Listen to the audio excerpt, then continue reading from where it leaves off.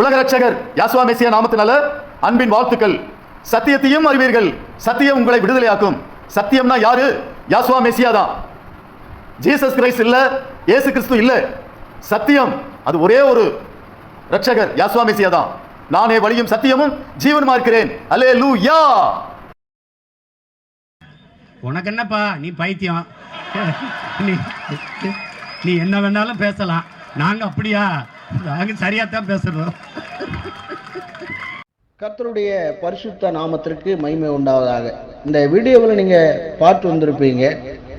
இந்த வீடியோவில் அவர் என்னன்னு கேட்டிங்கன்னா, யாசுவா மேசியா அப்படின்னு சொல்லிட்டு இயேசுவை மறுதளிக்கிற காரியத்தை அவர் பண்ணியிருக்கிறார்.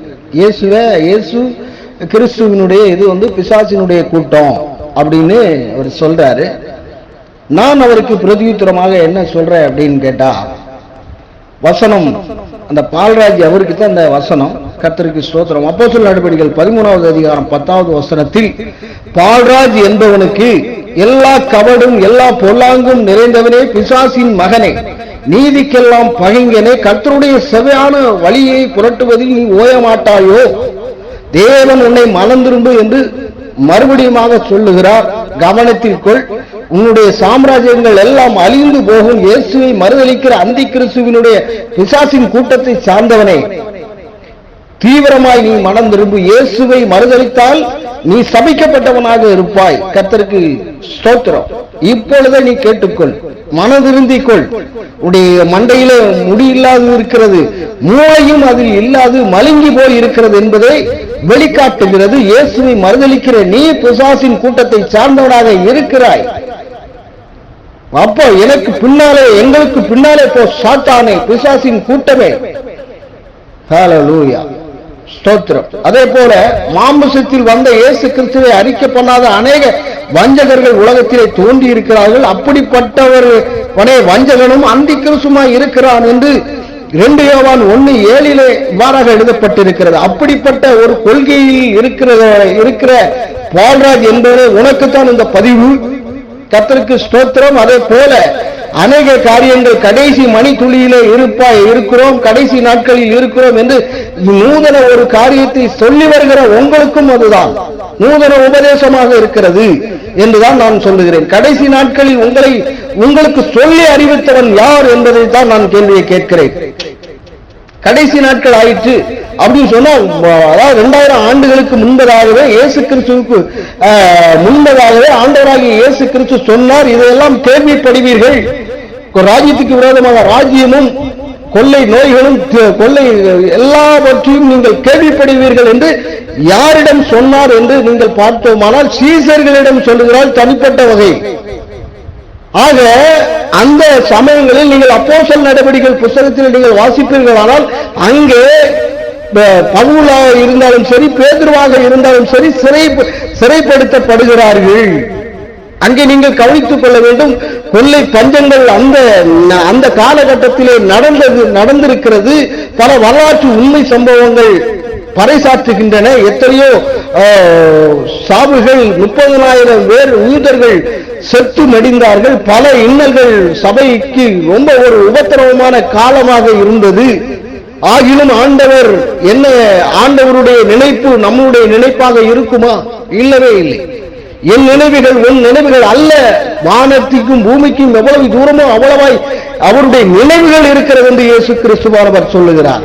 ஆக ஆண்டவர் டிக்ளேர் பண்ணணும். இன்று கடைசி நாள் என்று டிக்ளேர் பண்ணுவது எப்படி என்றால், வானம் சத்துவங்கள் அசைக்கப்படும், பொல்லாதவர்கள் அடிமைத்தனம் பண்ணுவார்கள், நம்மை சிறை பிடிப்பார்கள், வேதத்தை வாசிக்க கூடாதுன்னு சொல்லி சட்டத்திட்டங்களை கொண்டு வருவாங்க, அநியாயமாக நாம காட்டிக்கொள்ளப்பட போவோம்.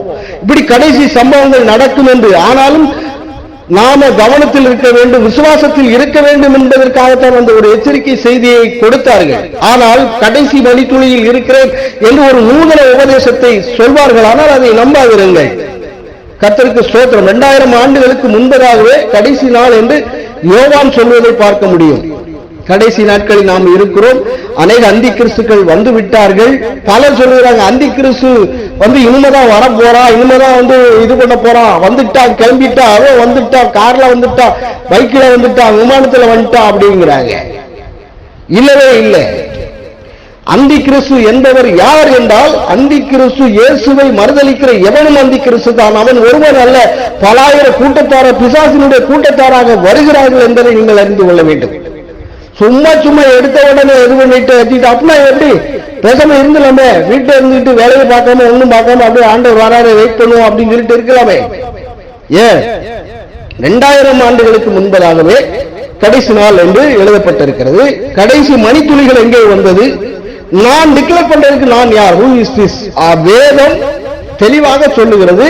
இரண்டாம் வருகையின் போது இவ்வளவு சம்பவங்களும் நடக்கும்.